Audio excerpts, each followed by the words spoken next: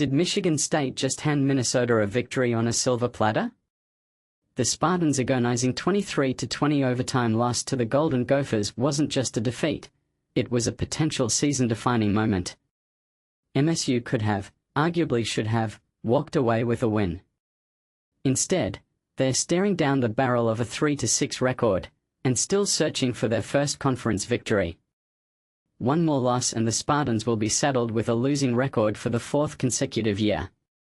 That's a streak the program hasn't seen since a painful 5-year stretch from 1979 to 83. Ouch. So, what went wrong in this heartbreaker? Let's dive into 3 key observations from the game, starting with a bright spot amidst the gloom. 1. A quarterback emerges? Alessio Milivojevic's impressive debut. Despite the team's overall struggles, redshirt freshman Alessio Milivojevic's first collegiate start was, frankly, remarkable. He completed 20 of 28 passes for a whopping 311 yards and a touchdown. To put that in perspective, that yardage total would be the second highest of former starter Aiden Chili's career. And here's a key difference. Chili's, in a 363-yard game against Maryland last year, coughed up the ball 3 times with turnovers. Milivojevic kept a clean sheet in his debut. It's safe to say Milivojevic has earned the right to remain the starter, at least for now. Their next game is a tough one against Penn State on November 15th. But even the Nittany Lions are dealing with QB issues, currently relying on backup Ethan Grunkemeyer due to a season-ending injury to Drew Allar. The biggest area for Milivojevic to improve? Getting rid of the ball quicker? He was sacked 7 times against Minnesota. While the offensive line shoulders some of the blame, there were instances where he held onto the ball a fraction of a second too long. That split second can be the difference between a completed pass and a drive-killing sack. 2. Overtime controversy, pass interference calls under the microscope. This is the part that will have Spartan fans fuming for days. The pass interference calls in overtime were, to put it mildly, questionable.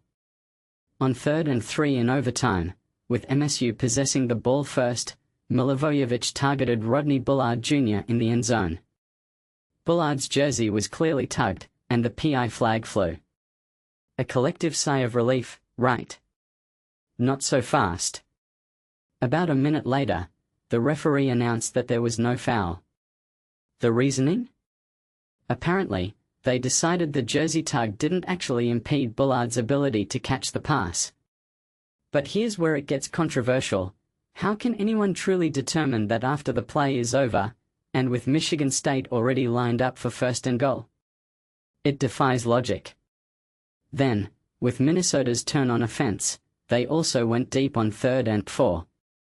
This time, Malcolm Bell was called for pass interference. The call was probably correct, but there will always be a lingering sense of injustice, given the earlier reversal. And this is the part most people miss. That free first down allowed Minnesota to ultimately punch it into the end zone, though even that was a bit of a struggle, sealing the victory. Did the officials inadvertently gift Minnesota the win? It's a question that will fuel debate for weeks. 3.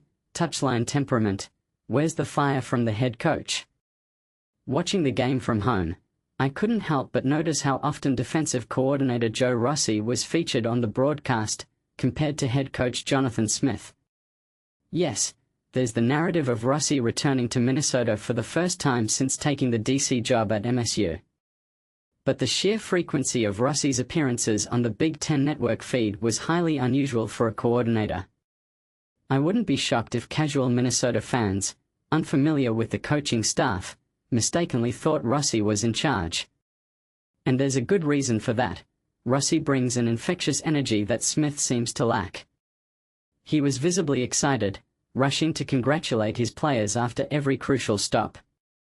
The broadcast crew's job is to create compelling television, and Rossi, in that moment, was the more captivating figure. It's not to say that Smith's calm, level-headed approach is inherently wrong. But it's becoming increasingly clear that this team needs a spark. The players showed flashes of brilliance, but that consistent fire needs to come from the top. And right now, Smith doesn't seem to be providing it. This is a point that could spark differing opinions. What do you think? Did the officiating cost Michigan State the game? Is Milivojevic the answer at quarterback? And does Jonathan Smith need to inject more passion into the team? Share your thoughts in the comments below.